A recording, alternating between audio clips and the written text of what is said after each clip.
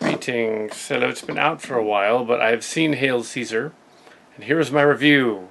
It's more a quick review, I guess. Hail Caesar is a movie with George Clooney in it, and Seth Ray Fiennes and Channing Tatum and several main characters. It's a nod, an affectionate nod to the 40s and 50s era in film. It seems to be the late 40s, early 50s. It probably said so. I wasn't paying attention. The cars looked to be late 40s, early 50s. The costumes the same. And they reference the Russians and the communists and the Red Scare, so it could be as late as 55.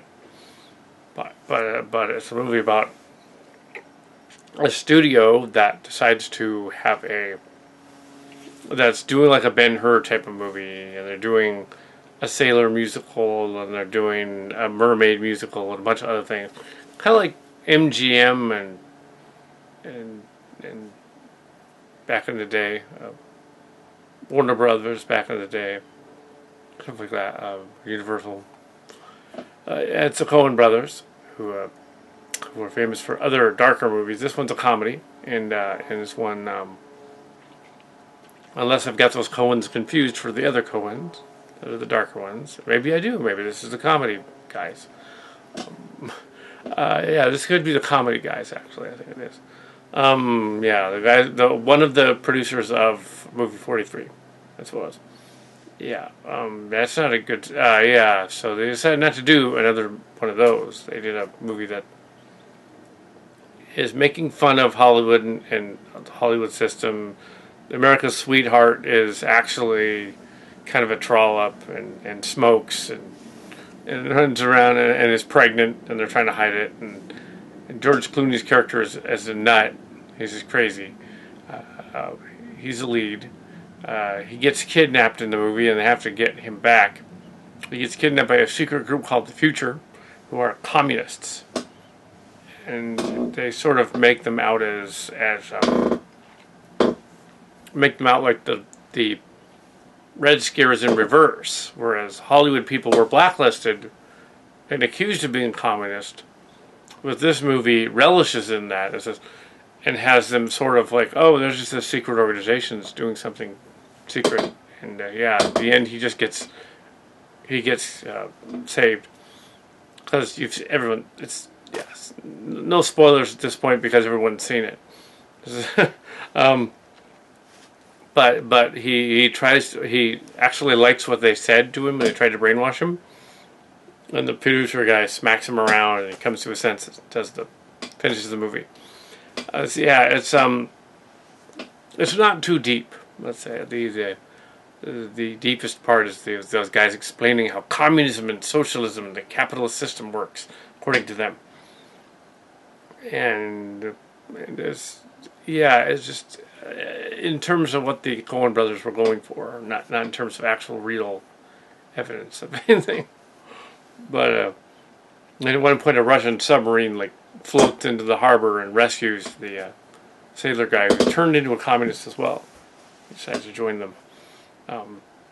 It's a farce, so you're not going to take it too seriously.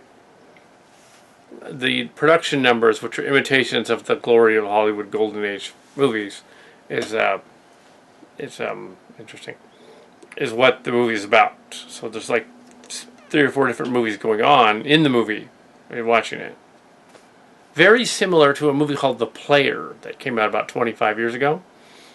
Same idea. In fact, it was the same satire of Hollywood at the time, although The Player, I think, was set contemporary for the time in the 1990s. And this one is actually set earlier, in the 50s. So, yeah. And a lot of it is actually given away in the 2 previews they showed. If you watch the 2 previews, you've pretty much seen the movie in terms of what's going on and what happens to Clooney's character, who is playing a Roman soldier, hence the title. And it's a Ben-Hur spoof. And Ben-Hur and a little bit of The Greatest Story Ever Told. And curiously, they didn't want to show the face of Jesus back then. Maybe there was something to that. I don't know. The graven image of Jesus is certainly okay now. Um, People can do it, but I guess they're being farcy. I took most of what was going on as a comedy, so I wasn't too nitpicky.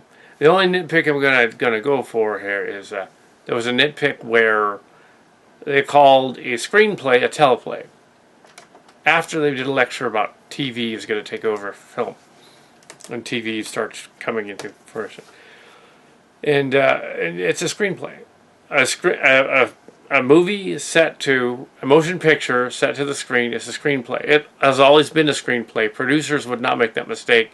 Directors and editors of film would not make that mistake. He would have said, "Oh, it's a fine screenplay." Oh well. Or it's just bad screenplay. Teleplay is different. Teleplay is for television. That's what it is. Teleplay, TV, screenplay, movie. Movie is actually a slang term developed probably long before I was born, to describe motion picture. If you look up movie, motion picture is always written at the end of. They usually don't write movie at the end of the movie when they put the copyrights up. It says this motion picture is copyright 2015 or whatever. Yeah, that's usually what they do. It's motion picture. We just call it movie. It's easier to say. Motion picture, movie. And if it goes to video, it's video. So actually, what would a video play be then? Well, technically, that's a teleplay. It's still teleplay because when video came out, it was still on TV and movies. So the medium to take a movie to screen, and then it gets even more confusing with DVD and Blu-ray. It's still teleplay. Now, when you make a video, TV, movie out of a movie, then what is it? It's both. If you make a TV movie, then it's, both. It's teleplay for the a screenplay for the television. That makes it even more confusing. Anyway, Hail Caesar is a decent movie, trying to get an Oscar. I'm not sure it'll get one. Maybe Clooney is Clooney in it, so I'm not really sure whether it needs to give him Best Actor just for being Clooney. I mean, come on. There's nobody that jumps out at you like The Revenant or some of those others. The Oscars will be soon, so yeah. So anyway, that was Hail Caesar. The review. Yeah.